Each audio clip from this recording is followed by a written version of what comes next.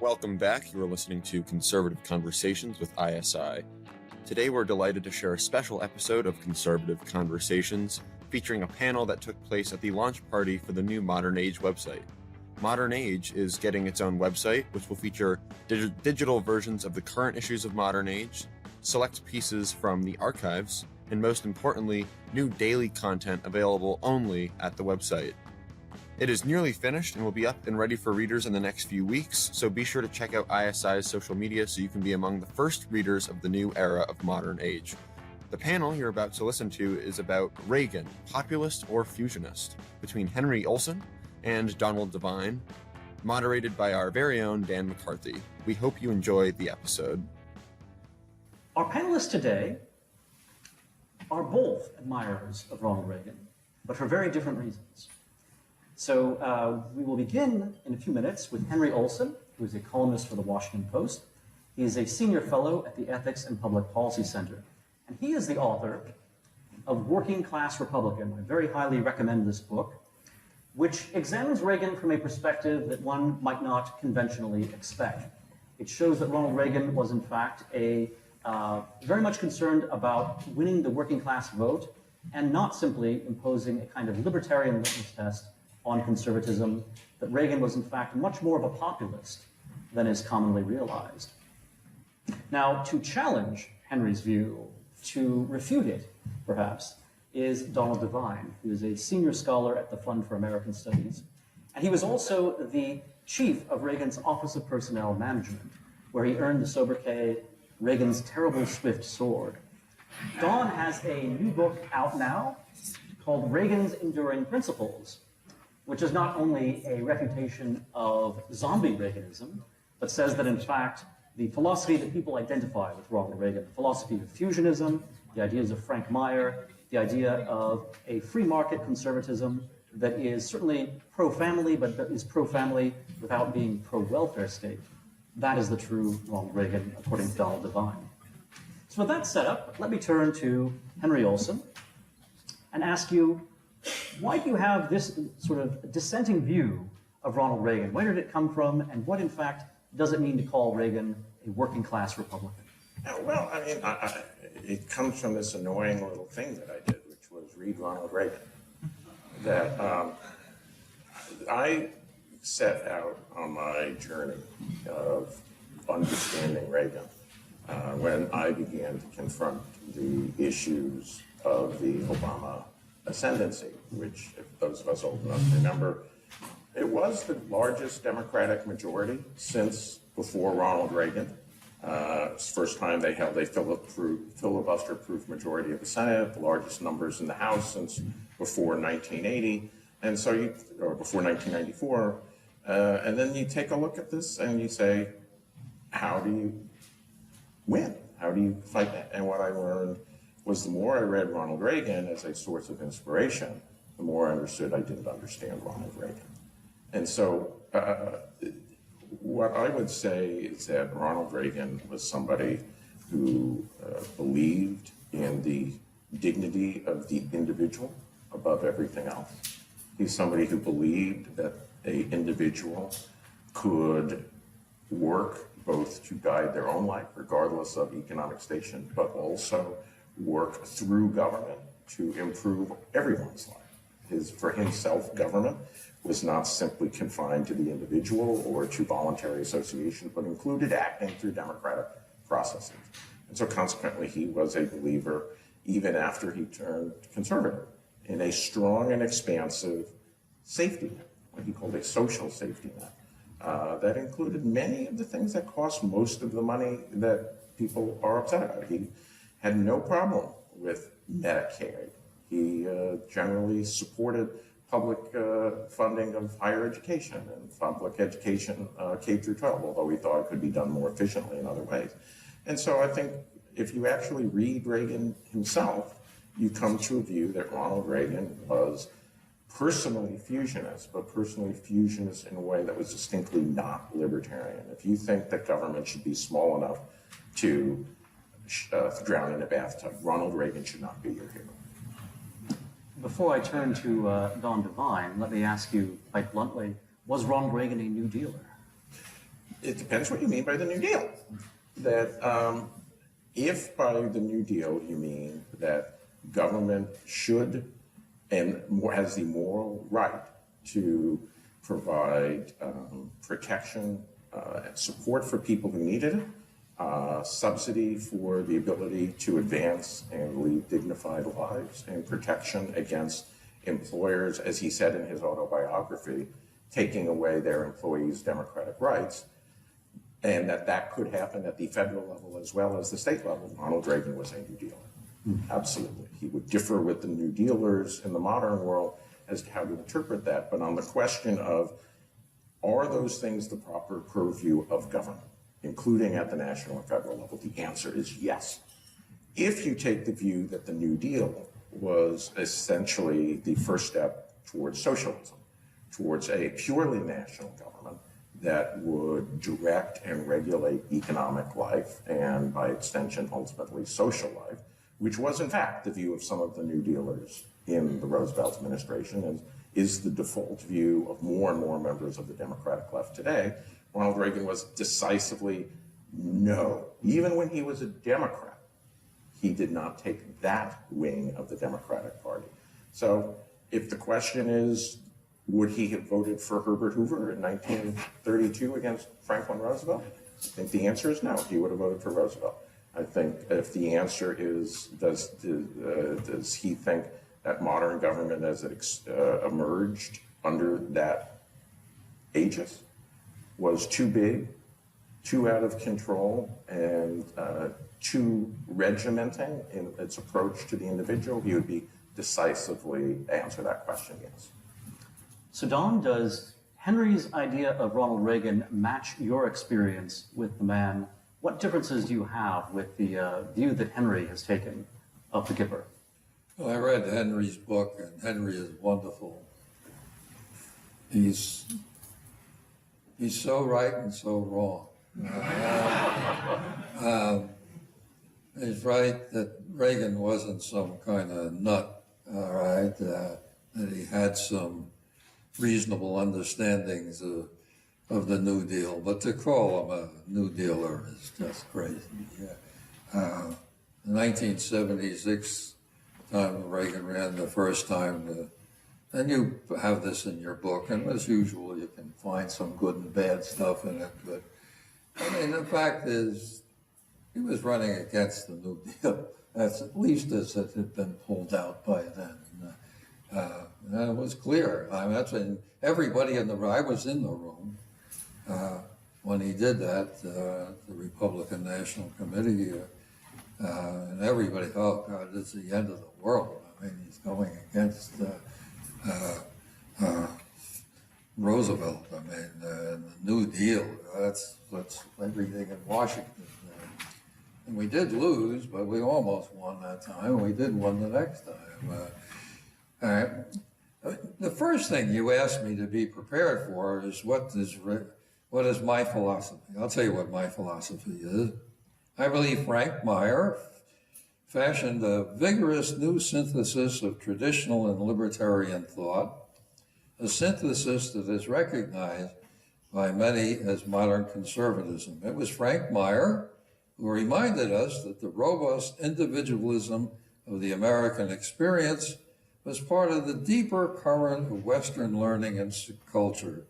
He pointed out that it was a respect for law, an appreciation for tradition, and a regard for the social consensus that gives stability to our public and private institutions. These civilized ideas must still motivate us even as we seek a new economic prosperity based on reducing government interference in the marketplace. That's my philosophy. That's also Ronald Reagan, all right? Direct. I was at the meeting, and I noticed one or two people here that were too when he said that. It was a meeting of the Conservatives organization right after he was elected president. Nobody was paying attention to it. He came in and he told us what he really believed, which of course I knew long before that. Ronald Reagan was a fusionist. I mean, right out by his own admission, his own readings. But a fusionist is not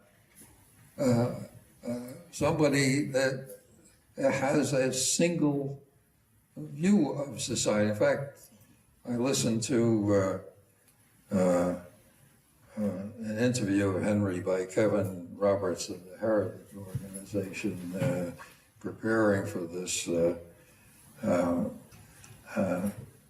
And he was asked whether he thought fusionism had failed. And he said, yes, because it has not been able to integrate, I have the better term if you want it, the two sides of libertarianism and traditionalism, which fusion is. But the point is that fusion is not to integrate them. It's to have them in tension. That's one of the great books that I wrote. That it's tension that is what is about them. It's not one or the other. And you need to have some kind of rational mind to try to pick which you lean one way or another. So of course a fusionist is going to have some things that look like they're not freedom, and they're going to have some things that look like they're not tradition, because you're trying to get a balance between the two in that tension. And I would say, really, you probably drop dead, but and reading a lot of your things, preparing for this, you're some kind of at least foul traditional fusionist.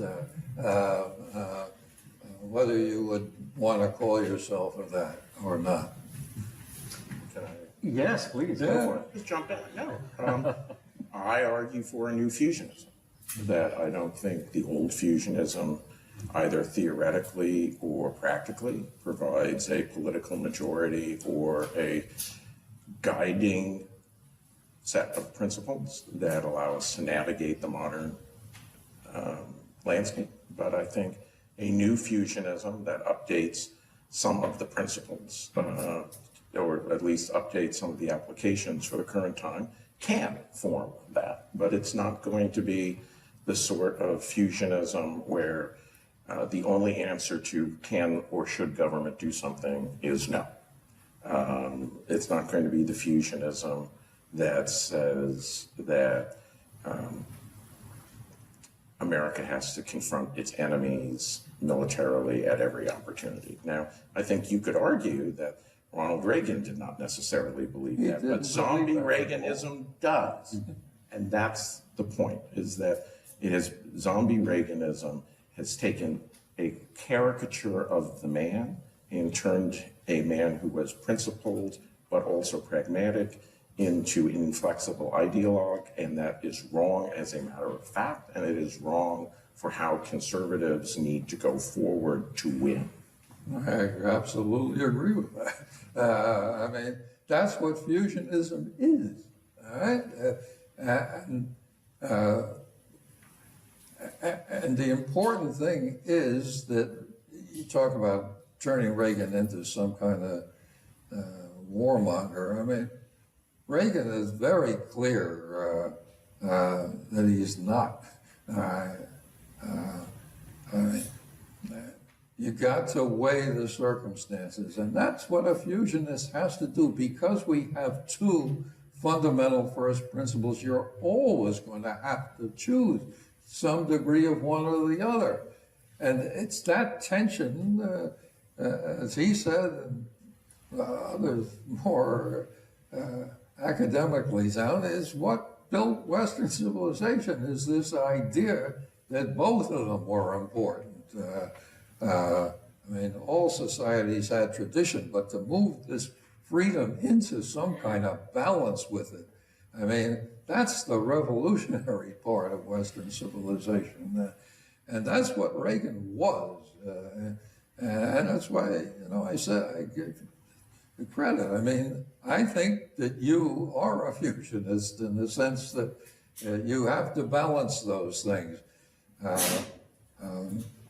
Again, the You question may is, want to make more changes on the freedom side than I would, but I think the most basic problem with you, even just your answer now, is using the term government, right? Government. The fact is that it's a federal government, and almost every time you're correcting Reagan in here, you call government. Where Reagan is talking about federalism, he said, is the secret to what made America great. And I believe that ultimately, and the national government is a disaster. It can't do anything. The Brookings Institution, the intellectual background for Woodrow Wilson's whole progressive idea, says that the government can't work. It's national. It's got too many layers of everything. Federalism is so important, but you ignore it like it doesn't exist almost. Federalism is what made America great and is the only solution to where we are now. I mean, you just I read, a lot of my conservative friends won't read the Washington Post. I mean, the Washington Post is the greatest example of how federal government operates and can't operate. Every day they have something about how the government can't do the simplest kind of things, just this weak. The point isn't that the point is the federal government doesn't work, and I don't know. I mean, the polls show that overwhelmingly. People don't believe it. The intellectuals don't believe it. The only ones that believe it are politicians. and what I would say is, I'll resist the temptation to quote Reagan back at you at your own expense.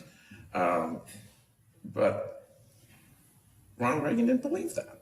Ronald Reagan believed that Social Security was a legitimate federal function. Ronald Reagan believed that the federal government had a responsibility and the power to provide medical assistance. He would have, for senior citizens and for poor people, he would have preferred Medicare to be more limited, as he said in the famous "There you go again" response. I look in my audience and I say, most of you weren't alive. In 1980, he ends the only debate with Jimmy Carter. Carter goes on for him opposing Medicare, which was true. He says, "There you go again." And it was just a put down of Carter that showed Carter to be mean and vindictive and Reagan to be gentle spirited. But what he goes on to say is that he was in favor of a different legislation, that he was never opposed to the idea of Medicare. And he's very clear about that at the time and in his writing. He favored something called the Kerr-Mills Act, which was a federal government providing funds to states to set up their own government-financed subsidy programs for poor senior citizens, somewhere between 10 and 20% of the national population. And Reagan was in favor of that. And he writes to his longtime pen pal, Lorraine Wagner, who was the head of the Ronald Reagan fan club back when he was an actor, that he was in favor of and said, if the problem is money, that is not enough of it, we should appropriate more. And over again, he says that no one should be denied medical care because of a lack of funds and that we should provide it for them. He says it in private, he says it in public. And he has no problem with the He said that they deserved it. He didn't say we are supposed to give it. That's the difference. And no, actually, he did say He that. did not. All right, Well, let's see if I can call out the quote here. all right, I can get some too, all right? He says it in a 1979 letter to... How about when he had his 1976 opening? I mean, he's attacking the whole concept of the Great Society. When he does the great speech for Goldwater, which many here still read today, all right? He said, yeah, Social Security had some right ideas, but it wasn't insurance. And what we have to do is get it back to be insurance. All right? The point is as he said, you give an ounce in that same speech, you give an ounce to the state and you're going to pay from an ounce for freedom. I mean, he went along with some of it. And listen, if I were president, I wouldn't go after Social Security, all right? All right? Social Security, in fact, I say this, and my friends, what we need to do to get rid of the welfare state, and its big version, is to say what we need to do is get rid of all that other crap there so we can save Social Security. All right? I mean, Social Security ain't going to change. It could change. And who changed Social Security? I mean, who cut Social Security? It was Ronald Reagan, right? Did he not? The compromise that they passed included a benefits tax. First-time Social Security benefits. This is what he said, and with Goldwater was the problem with it. Or he increased the retirement age, and Right. he, I believe, accelerated the already scheduled wage tax. So did he cut benefits per se? Not for existing recipients. Did he cut benefits for people my age? I was 41, or I was 21 when that passed, and now I'm, as of last Friday, eligible for early retirement. Yoo-hoo! Yeah, that's worth much less than it would have been pre-Reagan, but All right, he tried to get the welfare programs back to with the respect to states and Goldwater. for Medicare and his deal. I mean, Ronald Reagan said the secret of American success is federalism, period. And that was his, and so many times, and you're so wonderful. You go in, you critique it, you give, and so honest, to give the whole statement, all right, of what Reagan said, Right. and then you take it apart. And the answer to your question is always in the whole statement itself. I mean, that the point is that he wanted to get this back to people. He said, what did he say? That 1 ounce, or I may be off here, 1 ounce of giving more to the federal is paying for our freedom. I mean, this is not a guy who said, yeah, this is all great and we'll live with it.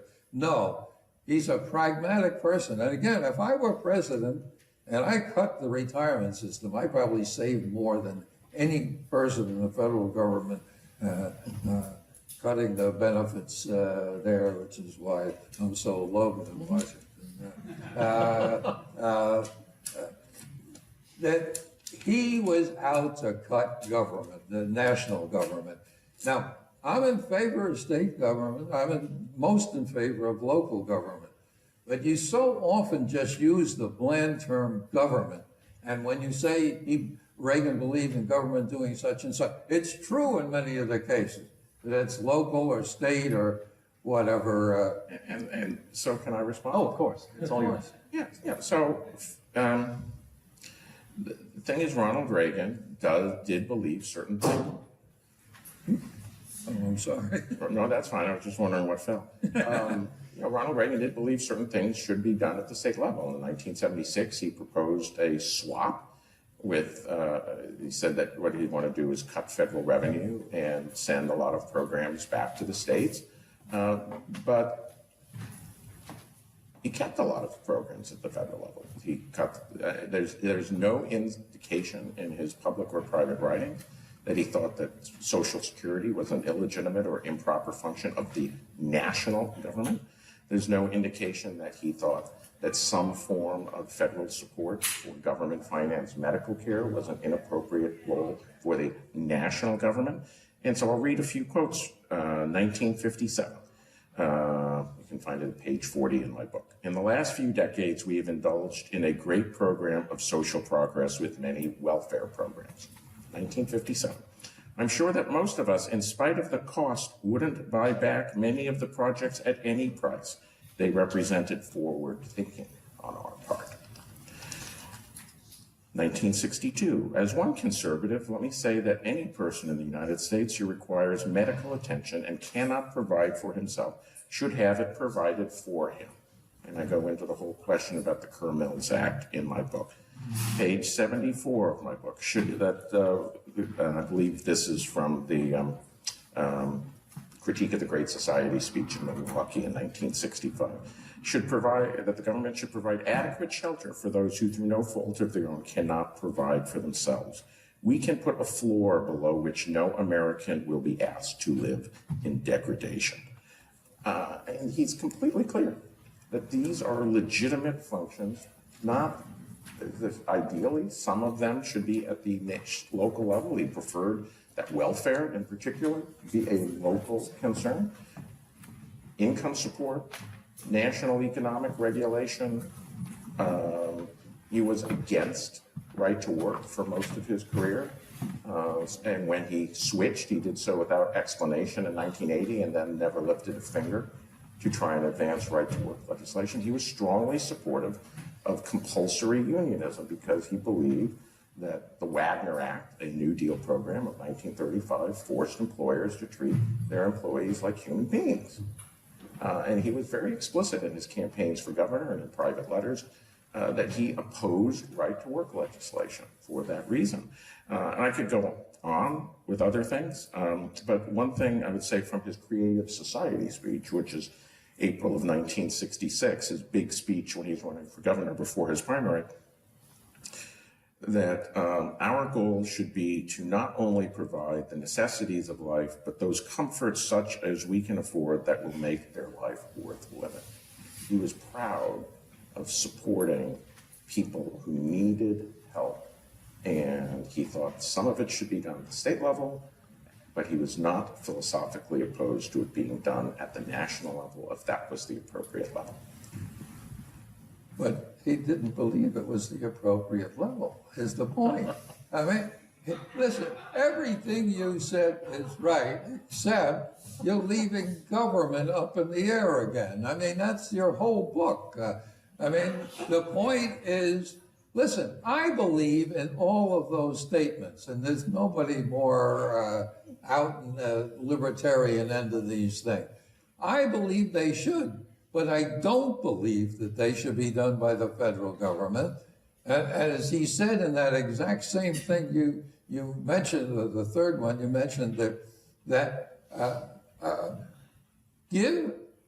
you can do these things, but every ounce you give away to the federal government is an ounce of taking away your freedom. That's the way he thought of the national government. And listen, I have no restrictions on local government taking care of charity, zero, all right? And I'm about as libertarian as you can get and still be a conservative, all right? The point is that there's a federal system. He believed in it. It was read his speech when they did the Madison building when they refixed it up. I mean, it's a paean to federalism. And federalism. The point is, we're not against taking care of people. All right. The point is, we're against the federal government screwing it up. All right, which they've done to an enormous extent. And the only hope for America is that we can find some way to get about 80% of what they do domestically back to the state and local level. And even there, it's problematical, I think. Yeah, and what I would say is you can't find anything in Ronald Reagan's public persona or private letters that have been published that support that statement. No, listen. All right. I don't doubt that he supports, look, he's a friend of liberty. All right, what did his block grant proposal? It took 77 programs and put it into 9 block grants that gave less authority to the states over what they could do with the money. Right, and who is providing the financing? I don't care about the financing. I don't want any control. You don't care about the financing. You don't care about whether the federal government has the power to tax and decide whether the programs exist.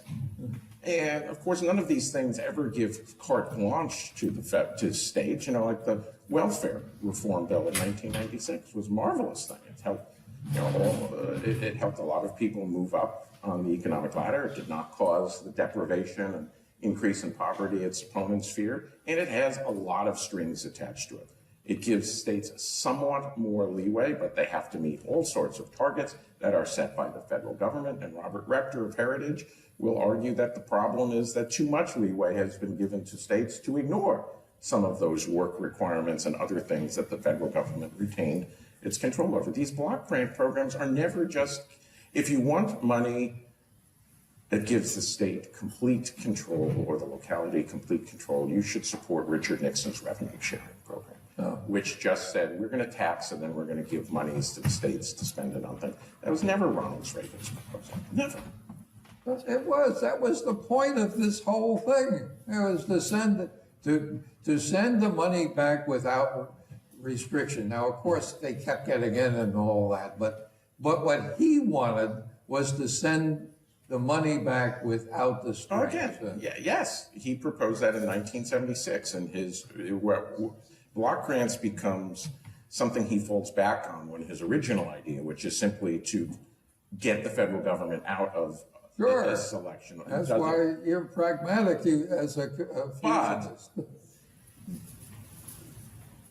He retains a lot of welfare programs at the state level. At the federal level. He retains Medicare. He retains Medicaid. He retains, I believe, food stamps. He retains Social Security as far as the large entitlement programs that existed at that time. He does not talk about turning the EPA over to states. He does not talk. Because he's not a fool, all right? You recognize what the political facts are. And what I'm trying to argue is that this is always the argument of libertarians, is that if Ronald Reagan could wave a magic wand, he would be just like me. And this is the argument David Stockman essentially makes, is that Reagan he was too kind-hearted to go along with these cuts that he proposed. And my argument is that, actually, throughout his career, Ronald Reagan tells you what he believes.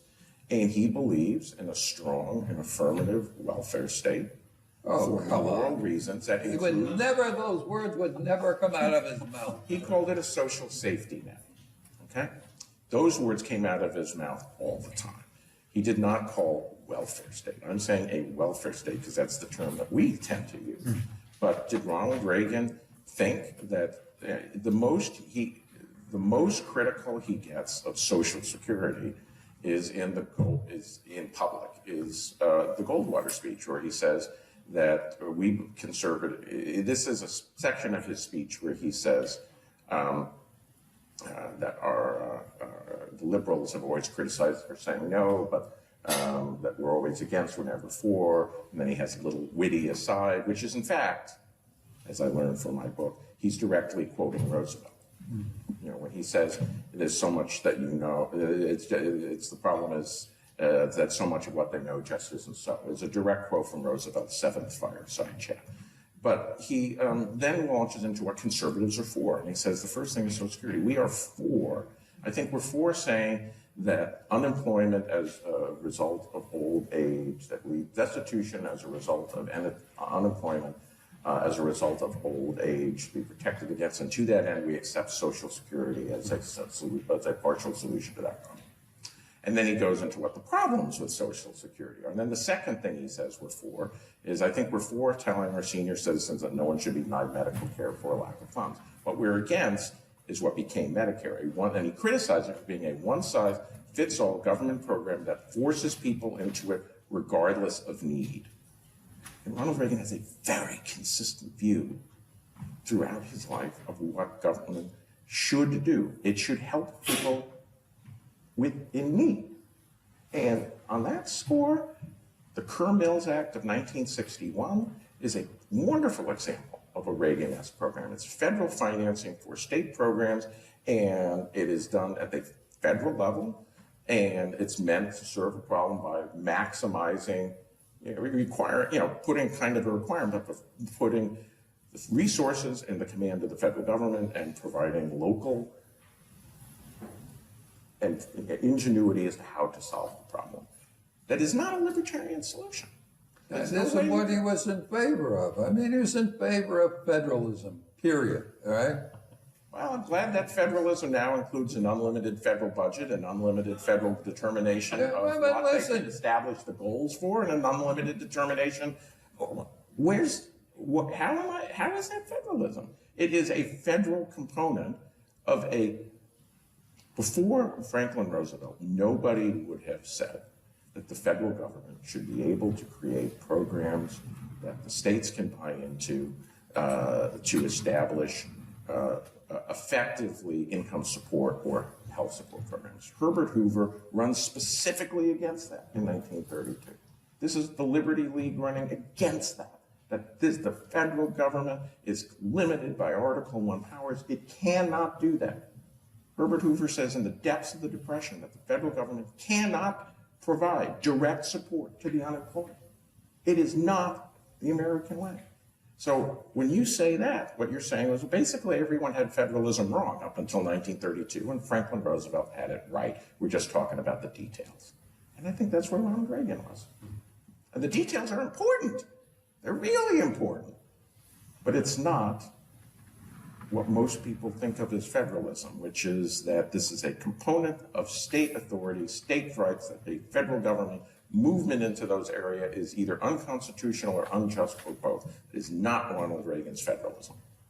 Ronald Reagan said you give the federal government at your own personal giving up of freedom when you do it. He said you have to do it. And listen, you got to live in a free world. You know, even when I was head of OPM, I had to do a lot of stuff I didn't like. All right? You're living in a real world. All right? In the real world, you got to put up with a lot of things you don't like. But it's very clear, Ronald's whole, when he talks about things, he isn't saying how wonderful the welfare state is or any program in it. He'll have to deal with what he has to deal with, and that's what you have to do when you're in a position like that. And again, I did a lot of things I didn't approve of. I mean, and you have to be rational about what you can do and what you can't do. But there's no question when Ronald Reagan believed that the federal government should not be doing those things. And we have a strong disagreement on that point, and I've advanced textual arguments from his speeches. But let me, do you think... No, but listen, again, any of your speeches in these things always are referring to government, all right? At the end of the day, you say government. There is not the word federalism in your whole book, according to my checking, all right? There's federal in there. There's no word federalism in the whole book.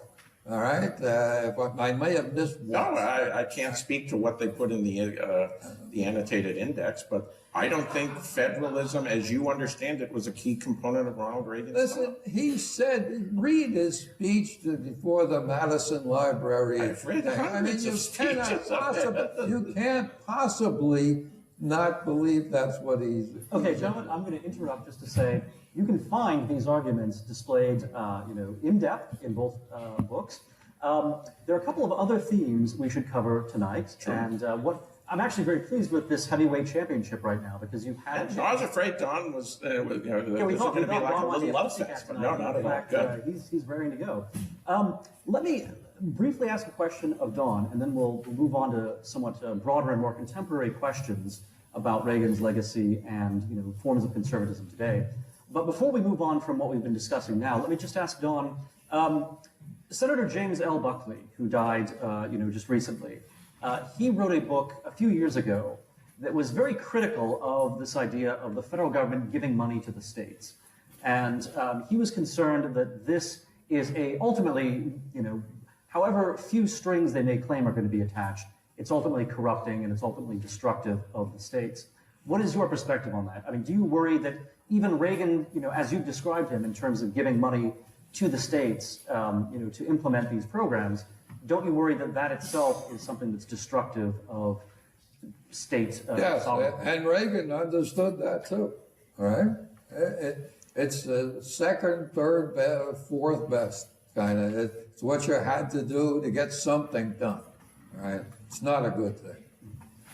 Henry, any brief remark on that? Well, I think it's clear that there's always that risk. of the federal government giving money to the states. He certainly spoke many times. States could do things on their own and at a cheaper cost if they didn't have to send. They talked about sending money to Washington and getting it back with a carrying cost, and that was what was behind his 1976 proposal to, basically at the time, turn a lot of federal income support programs. And he didn't get specific, but there was an appendix that Jeff Bell and others put together that were handed out at this speech that gave ideas of what it could be. There's no question in my mind that if Ronald Reagan were alive today and he could wave a magic wand, he'd say, welfare should be a province of the states. Transportation should be a province of the states. Education should be a province. No question that that would be the case in my mind. And I think block grants and things like that are a second best. So in that sense, I'm going to agree. But the thing is, what does that leave at the national? I don't think Ronald Reagan would have said, and let's turn Medicare over to the states without federal financing. Let's turn income support over to the states. Let's not have a national regulation of labor markets, which is the union laws. Let's not have a national environmental protection agency. Let's not have national regulation of the banking system. These are all things, they've been around for 90 years, and we don't think about how revolutionary all of that was when Roosevelt passed this act. But if you take the pre-Roosevelt view of the power of the national government or the federal government seriously, you have to go back and say, what's the authority for all of these things? I don't think Reagan has a question about those things. Lots of things he thought states should have. Lots of things he thought local government should have. Lots of things he thought that if he could wave a wand, he would do. He would not be somebody who would return to the 1924 size. So this gets at a very good philosophical question. I think, Don has described Reagan as making various concessions to political reality. And Reagan was a realist. Don himself worked in the Reagan administration and had to do things he didn't want to do. But conservatives, in addition to simply giving in or conceding to the reality around them, they also have a principle, they also have an ideal that they're pursuing. Don, do you say that the ideal is that, not even the ideal, but the second best? So instead of settling for a second best, which is, all right, we would prefer to get the federal government out of all these areas, but we can't actually do it, so we're going to have the federal government block grant, but it's still, block granting, it's still giving the money, it's collecting the money, maybe putting the strings attached. All of that is the second best that, we've all recognized is happening. But why is it the second best to say maybe that we are going to lose a few elections, we're going to have government, shown to be totally incompetent when it tries to centralize all of this, and then we're ultimately going to force things to go back to the states because people will see the federal government is incompetent at that. And sometimes you and I, when we've talked about these issues, that's been my impression of your view, that things are going to collapse because of the amount of power that government has centralized, and then we're going to force people, because of the nature of necessity and reality, to go back to kind of local self-organization. Why is the second best accepting this Leviathan state as opposed to the second best, being a kind of accelerationist, let's collapse and get back to a purity instead? I don't get what's the bottom line of your question? Well, just again, if the ideal that conservatives would aim at would be local self-government with no involvement of the federal government. Well, no involvement, but anyway. But see, so Don, as you may or may not know, before our conversation tonight, he was worried that one of the strengths of Henry's position is that he qualifies his remarks. And I do fear that Don is also qualifying his remarks a little bit here by saying, well, we're not actually going to get rid of the federal government or make the states do everything. All right, well, we can leave national defense and a few other big topics. But what I'm saying is that it seems to me, Don, that your second best proposition, which is, okay, the federal government's going to collect a lot of money, give it to the states. We wish they didn't attach strings, but they're going to. But you're willing to accept that, in which case, I'm not clear that there's all that much functional difference between what you're describing and what Henry's describing, which is, philosophically, we don't have a problem with the federal government deciding this is a national priority, and then simply saying that the states are an effective medium or mechanism by which to accomplish that national priority. I still don't get it, but Fair enough. I guess, I mean, I don't think what we're doing can last, all right? That's what you're asking, all right? You can't have a Federal Reserve, which I think is the worst institution in the national government.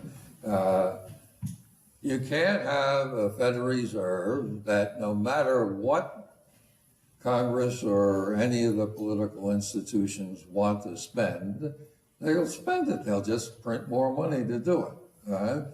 That can't last. And I don't see, I mean, we're 100 years really into progressivism. It's not time to think civilizations are falling. And you look at the poll, I mean, people don't think it works, and they're frustrated with, two different views of what the problem is. Everybody not paying any attention to them. I don't think it's too crazy to say that we're on a civilizational turn here. And again, it doesn't work. I mean, to me, I was head of the bureaucracy for 4 years. And I went back in for a couple of months at the end of the Trump administration. I mean, it's so much worse now than it was then. And if you read my book, it was awful bad then. It cannot work. There's no, I mean, the Brookings Institution, I mean, you cannot communicate in the federal government between the president and the secretaries at the top and go all the way down through what he says is 70 levels. I think it's more like 50. You go down through 70 levels of the federal government without having any idea what anybody's doing on the way down, and then meet where the real people live. It's an absolutely insane organizational structure. It has only one measure to try to get through that blank area, and that is the performance appraisal system, and everyone knows it doesn't work, all right? Private sector has a profit and loss. You can go down 20, 30 levels, are they making a profit or not, and you decide what to do. The whole institutional structure makes no sense. And if you could have somebody like you making decisions and they could be enforced all through government, maybe this could work. But it doesn't work. I mean, you just read your paper, the Washington Post, every day they're showing what doesn't work. And everybody knows it. It's like 70, 80%, the government doesn't work, all right? It's not just crazy me, it's everybody thinks that, and they're right. Henry, is it true that government just doesn't work and that, there's nothing for conservatives to do except perhaps wait for the end or maybe mitigate the worst of things? Look, I think that civil service reform is long overdue. That civil service reform is started in the 19th century as a response to the patronage system, where people just get turned out of office and put in office regardless of qualifications. It has become a protection device for a government that is not responsive to public good. I would be strongly supportive personally of removing large numbers of people who make managerial and quasi-managerial decisions from the protections of the civil service. And I think that's something that Trump wants to do. I would imagine that's something that DeSantis is want to do. I can't imagine Haley would conceive of it.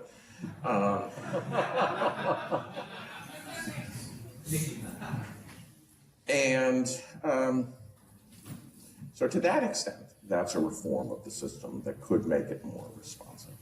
But that still gets around the real question is, are there things that the government should not be involved in?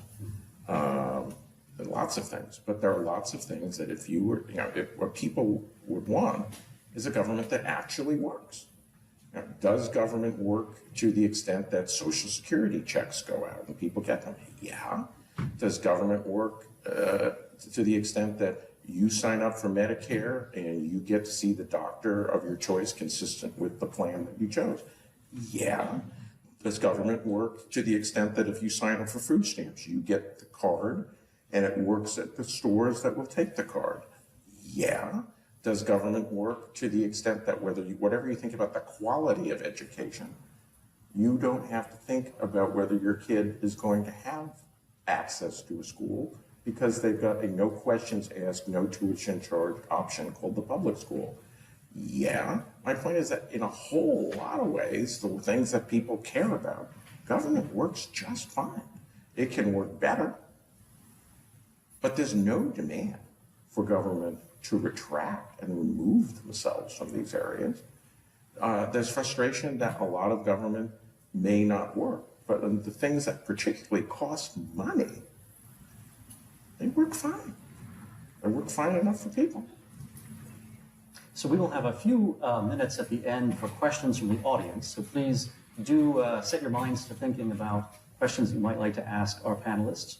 In the meantime, I guess I will turn back to Dawn and present you with the dilemma, I think, or the difficulty that Henry has just mentioned. In terms of demand, in terms of what the public wants, it seems as if the thirst for radically smaller government is perhaps not there. And people are frustrated by things about government that don't work, but when they're confronted by that, their answer is, let's make it work, as opposed to, let's not have government do that. What is kind of the fusionist response to that kind of situation? No, the polls actually don't show that. I mean, the polls show that, yes, they want a bigger government with more effective or a smaller government with doing less things, and still the majority are on my side of that question, all right? I mean, they know it doesn't work, and the serious part of it is they don't really know what I really know, and it doesn't work, all right? I mean, you talk about Social Security, just in the paper, your paper today or the day before, they were talking about Social Security can't deliver the checks, they're falling behind. I had a retirement system at OPM when I was the head of it. You couldn't get them to do it right. They're so frightened to get into anything faster, they're going to get in trouble. They got to slow it down, they got to do it. I worked for a private insurance company too, many years ago, all right? All right, they did stuff, all right? They weren't afraid that somebody was going to get them on the front page of the Washington Post, but not doing it quite the right way. I mean, it's a total irrational system, all right? And again, it's not just crazy me. I mean, it's the Brookings Institution. It doesn't work. And you can't go and just say it is. And again, just read your paper every day. They're pointing another thing that isn't working.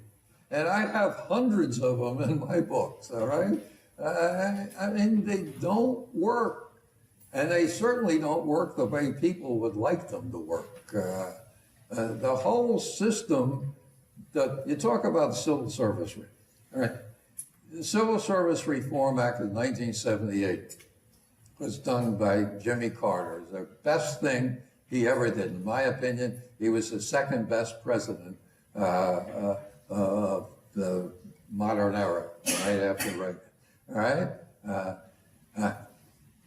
He set up, he got nominated because he said, okay, the great welfare state is a great thing, but we don't know how to manage it, all right? And I'm going to create the thing to do it, and he did.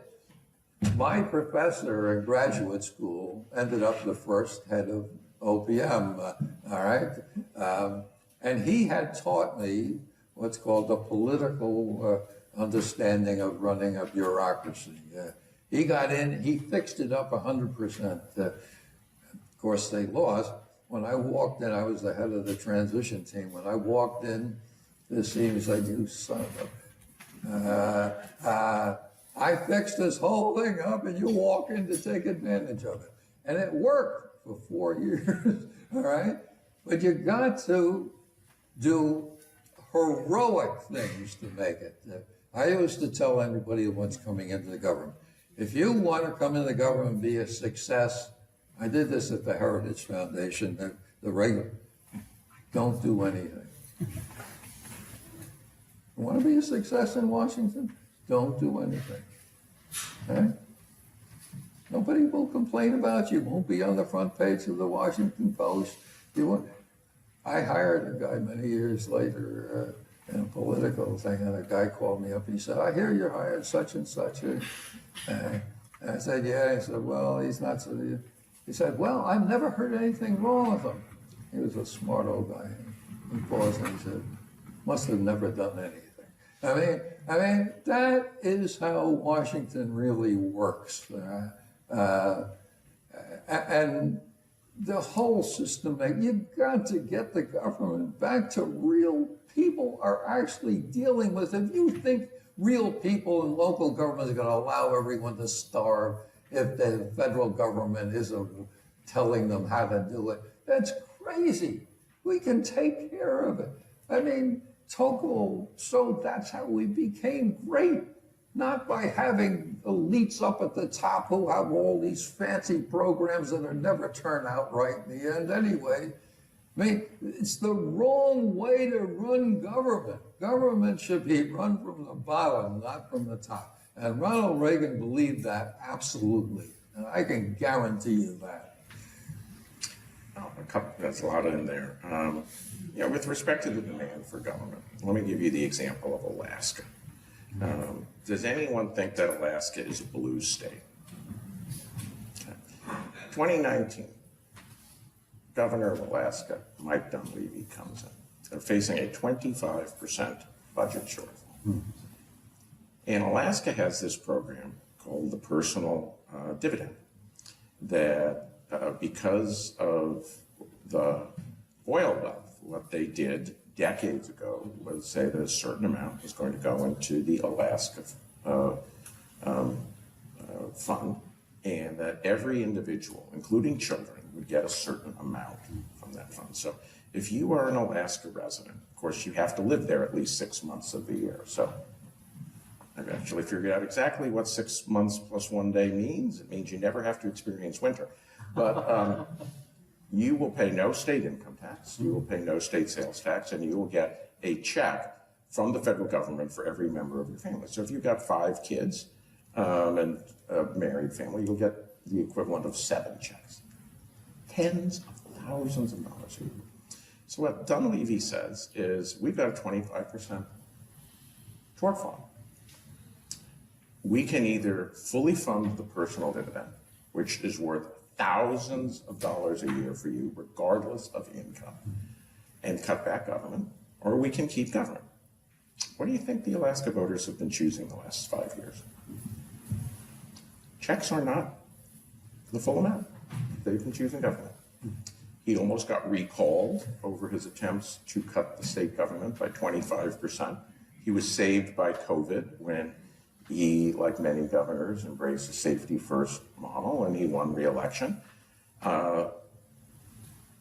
Even in Alaska, even when the benefit is literally more money than most families pay in a decade in federal income tax, Alaska voters said would rather have the government. Rather have That's the state of the demand for government right now. And we either understand that or we don't. And I think that, again, is a description of people may think things don't work as well as they want. But when forced to choose between an extra $1,500 a person, $6,000 for a family of 4, or funding the Alaska university system, keeping subsidies to boats, because they have a lot of islands and they run state subsidized boats. They say it's the maritime version of the road system. Okay, we don't have roads. Rather than give themselves $6,000, they chose to keep the boats and the universities and all of the different programs. And Dunleavy keeps proposing, he's a real conservative in your sense. He keeps trying to get them to say, hey, the money's running out eventually, because what they're doing is taking the money that would go to the individuals and using it to balance the budget. And within the next 4 or 5 years, it's going to run out. What are they going to choose then? Well, for the last 5 years, they've been choosing government over thousands of dollars. So maybe they'll choose a minor state sales tax to help finance the government they seem to love. He keeps soft pedaling the idea, and they keep not taking it.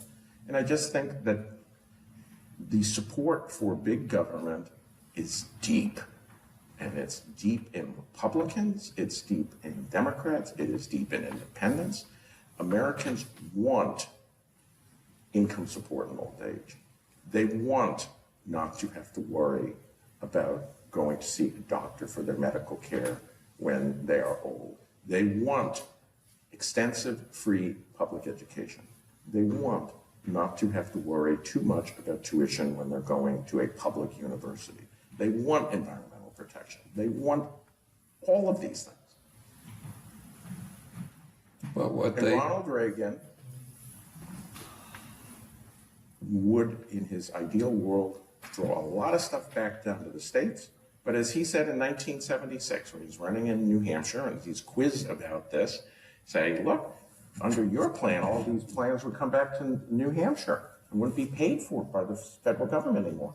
New Hampshire would have to pass an income tax or a state sales tax, because of course they don't have either of those items. And he says, quote, but isn't that the decision that people at the state should be making? He didn't say they should not do it. He says this is the local decision making, not an opposition to government statement. And of course, I think if Ronald Reagan were alive today, he would want to cut back Social Security a lot. He was always very clear, even in private, during his presidency. The reason he goes off and takes this tax on benefits, as he writes, one person, is that he didn't mind taxing well-off people because they should never be getting Social Security in the first place. He believed in a means test. Would he want to means test Social Security? Absolutely. Would he want to means test Medicare? Absolutely. Would he want to cut back subsidies to people in the middle class? Darn tootin' he would. That doesn't mean there's not an extensive federal government, national government role. It doesn't mean there's not an expansive, in his view of what a state government ought to be doing, role. When he passes tuition, he's the person who creates tuition at the University of California system. He does it and then immediately hikes the subsidies from that tuition so that people of lower income don't have to pay it. His budget director says, why don't you put tuition at the community college system? And he says, no, that serves poor and working class people. They shouldn't have to pay tuition. That's Ronald Reagan. And he was facing a budget crisis at the time. It would have been very easy to say, gosh, you know, I really want, my priority is not to raise taxes. I really wish I didn't have to do it, but let's make these people pay $50 a year to go to a community college. He did not do it. Never even proposed it. So our heavyweights could go many more rounds, but we'd better take some questions from the audience if we're going to do so. Now we have a microphone. I believe Tom has it in the back, so I'm going to go over here and then I'll start moving over here. So yes, sir.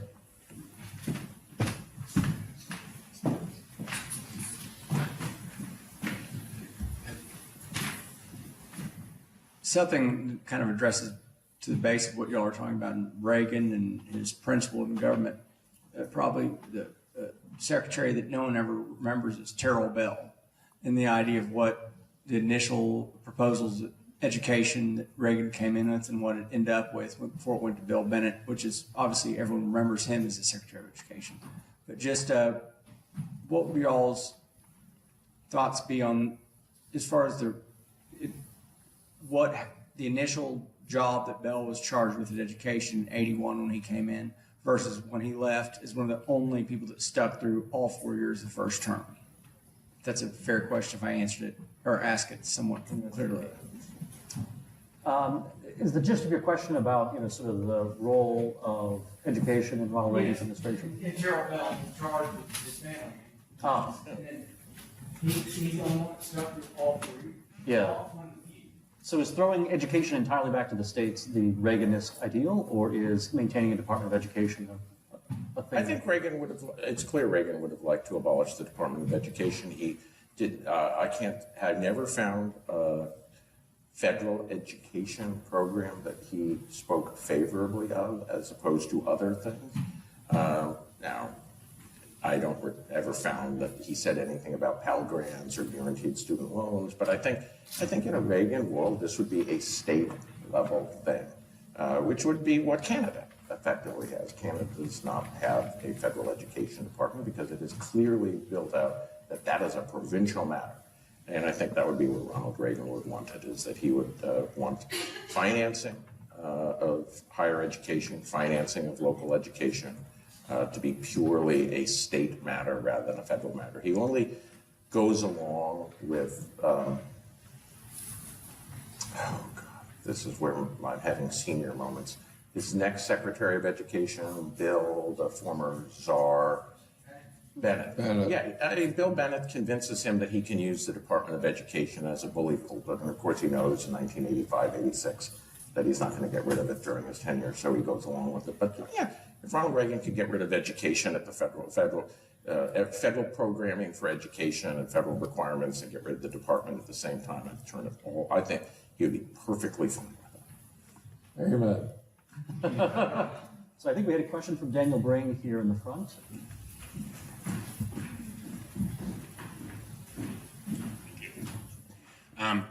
Thank you so much for this wonderful evening and this lively conversation. I have a question about industrial policy and trade. We think of Ronald Reagan as a particularly strong proponent of free trade, kicking off some of the U.S. transition towards much freer trade that continued into the 1990s. However, he also had a record of some very strong tariffs against Japan, particularly first on motorcycles and then 100% punitive tariff at one point on high-tech imports. And of course, the 1985 Plaza Accords were focused on increasing the competitiveness of American manufacturing in the auto industry. So with this record and sort of countenancing that with some of Reagan's rhetoric, how should we understand his attitudes on industry, protectionism, and trade? Yeah, what I would say, if the question is protectionism versus trade, what's the best way to develop wealth? Ronald Reagan's on the trade side, not the protection side. If the question is, should the national interest trump the narrow interests of business, with respect to things like, should we trade with our enemies? Ronald Reagan would largely be in favor of the national interest. We talk about the Nord Stream pipelines. Well, the first pipelines that were constructed was the pipeline that transits the Ukraine, sending natural gas to Europe. And he strongly tried to get Germany not to support that because he did not want to make them dependent on Russia. Once again, Ronald Reagan was 40 years ahead of his time. But it's not a free trade position. It's a national interest position. In his administration, he, like with NAFTA was a Ronald Reagan idea. When Ronald Reagan announces for president, he talks about a common market between Canada, Mexico, and the United States. It became NAFTA, but it is a Ronald Reagan idea. So there's no doubt, but would Ronald Reagan want a NAFTA that is tilted in a way that sends American jobs unfairly to other countries? Probably not. In his own administration, multiple times he would institute voluntary export restraints. The reason we have transplant auto firms in the United States now, transplant auto firm being a foreign firm that manufactures with a certain amount of domestic content in the United States, but largely imports design and other things from overseas, is because of Ronald Reagan. He says to the Japanese, basically, hey, if you voluntarily restrain your exports and share the wealth of the Americans here, we've got a win-win. And that's what everyone's doing. That's why we have all these plans. That's Ronald Reagan being practical, serving both trade and other interests. And one thing that gets overlooked is Sematech. 1986. the American semiconductor industry, we still manufactured many of the world's semiconductors. What happens in the mid-1980s, they're under attack from Japan, like a lot of American industries were at the time. And they come together and they ask for an entity that can provide basically some form of subsidy and protection for American domestic-based semiconductor production. It's called Semitech. Ronald Reagan goes along with it. So I think on the question of trade versus protection, he's on the trade side. I think on the question of trade versus national interest, he is largely but not exclusively on the national interest side, and I think he would view things on a case-by-case basis, tilting heavily in favor of trade but not being a dogmatist. Before we go to Don for a... Amen. Okay, we agree again. But let me throw this perhaps complication of things. Reagan was indeed in favor of something like NAFTA. He was, sort of the early instigator of this. Right. Much as Margaret Thatcher was in favor of the United Kingdom joining the European Union. In Reagan's case, with the idea of NAFTA, the idea of North American free trade, was this an ideological commitment, or was it part of the Cold War, much like Nixon welcoming China into the world economy? Reagan does not talk about it in terms of a Cold War. He talks about it as a philosophical commitment, as a belief in how to enhance the wealth both of the United States worker and the broader community. So he does not talk about it in a Cold War way, so I'm not going to ascribe Cold War motives to him. Fair enough. And do you think Reagan was right or wrong about his support for NAFTA? I think the biggest problem with NAFTA was not NAFTA. The biggest problem with NAFTA was the decision to grant most favored nation trade status to China, which meant that Americans, because they could deal with a cheaper labor force that was decently to well educated and a totalitarian government that could basically cut deals for business without popular consent, found China to be more lucrative than Mexico. Now, when Ronald Reagan was talking about this, Deng Xiaoping hasn't even started serious reforms. Do I think that had we not opened up trade to China, NAFTA would have worked better for Mexico? He also creates CAFTA, the Central American Free Trade Association. Why doesn't American investment go to those places? Because it goes to Asia instead. And I think that's the biggest problem. Had Ronald Reagan's vision worked out without the end of the Cold War and the Chinese, basically the decision to extend free trade willy-nilly across the globe, regardless of regime or national interest, would NAFTA and CAFTA have worked better, and would we have less immigration pressure on our southern border? You're darn tootin' it would. So we will dismiss people very soon to our second reception. But in the meantime, is there one more question that I should take? I did see one gentleman in the center aisle right there. Yes, you, sir. Go ahead and bring the mic over now.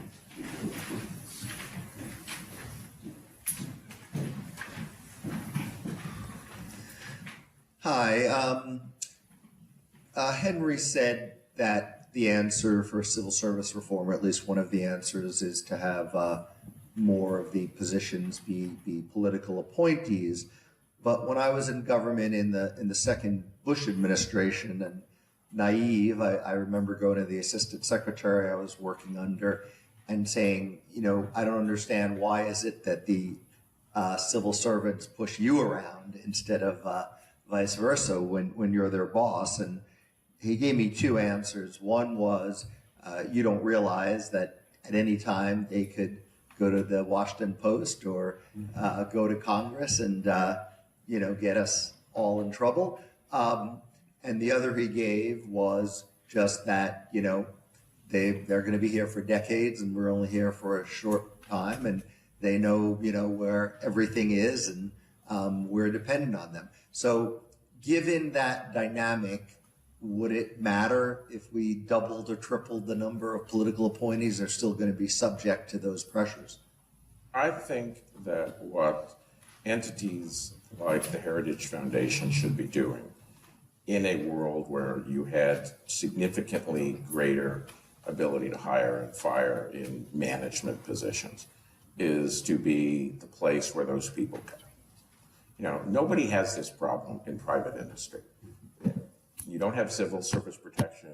People come in, they fire senior staff, they find people who have expertise either in the industry or in management, and they make the business run.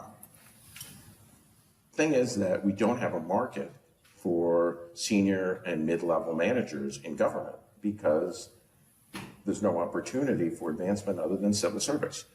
Would it benefit the Republicans in the first 2 to 4 years? Probably not necessarily, but would the creation of that market mean that, as with anything else, you would send an incentive to people to start training for it so that people who wanted to be the mid-level in and out government person, not necessarily thinking that they're going to become a lobbyist, but because thinking that they're going to do good, and they had a place to land at a think tank, yeah, over time, I think that would work wonders. But the thing, it's not think that would be to think that markets work everywhere except the market for government management. And I think that if you open up the ability for people to pursue and seize the market, over time, people will develop and seize the market. But it wouldn't happen overnight. What? He's telling you that they're afraid to operate, all right, to do anything, all right, the political appointees. And that is the fact. I think I mentioned before when I lectured to them. I mean, I tell you want to be a success in Washington, don't do anything. I mean, that is how the place works around. And here's a guy just speaking from his experience, all right? I didn't set him up. How did Rudy Giuliani change the New York Police Department? He fired people, hired people, had a chief who could staff all of his departments, and crime dropped 75%. Well, that's what he you had mean. the freedom to do it. Civil service doesn't give you the freedom to do it. You need to get rid of it, at least for the people who actually can direct it. There's still unions for the line cops in New York City. They have protections, but the lieutenants, the captains, the precinct commanders, they report to the boss.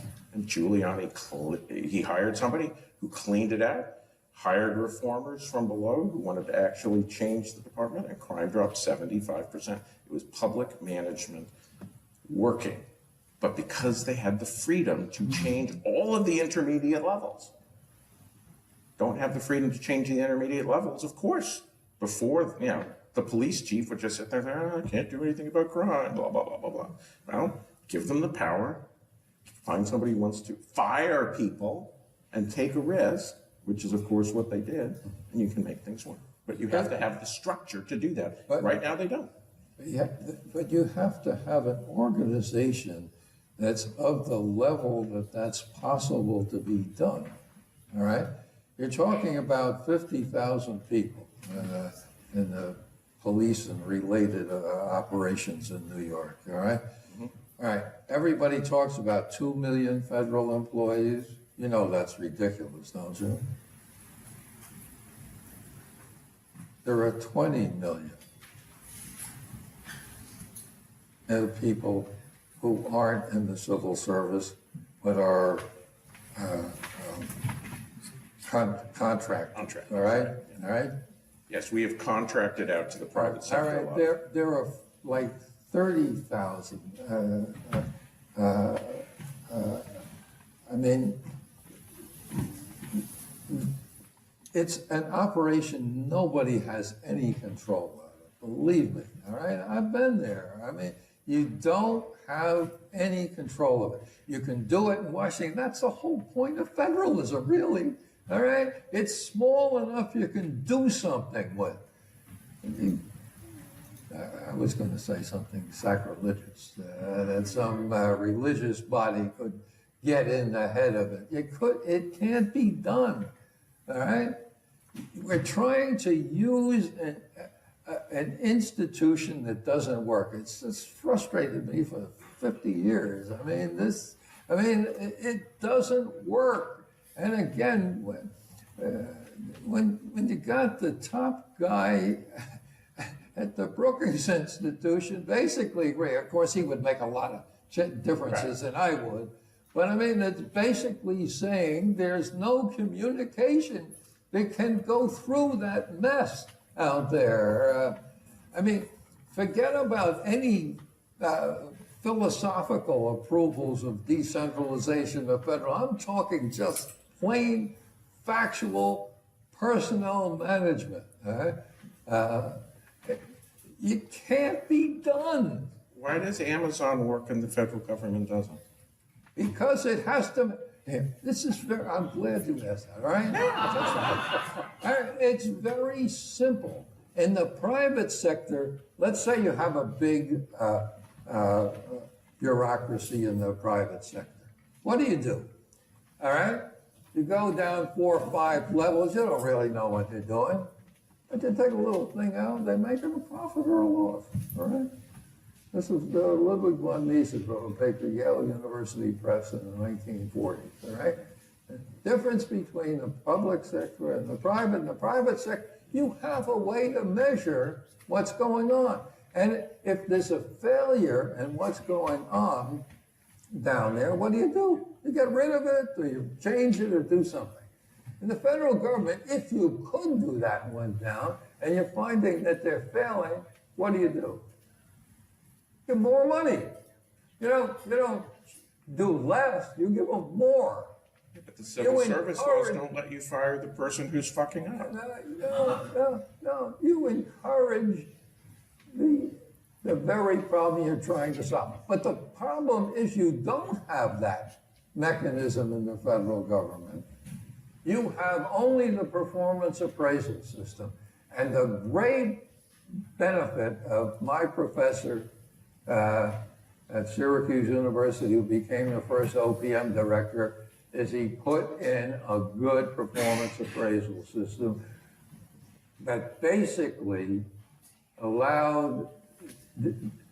forced the manager to evaluate his employees on a curve. It wasn't quite that direct, but it was close enough, all right? So we're almost out of time, but I will say that it sounds like Henry would like to fire a lot of federal bureaucrats, which I know is something very dear to Don's heart. And perhaps if Henry had an army of Donald Devines, he'd be able to clear out the dead wood and produce a government that may do things that Ronald Reagan or Don Devine wouldn't want it to do, but that would be more efficient than what we have right now. Thank you for listening to this special episode of Conservative Conversations with ISI. If you've enjoyed this episode, be sure to check out our website at isi.org/resources to see all that we offer our members, including the Intercollegiate Review, select modern age articles, lectures, debates, and of course, this podcast. Thanks again for listening. Don't forget to rate and review, and we will see you next time on Conservative Conversations with ISI.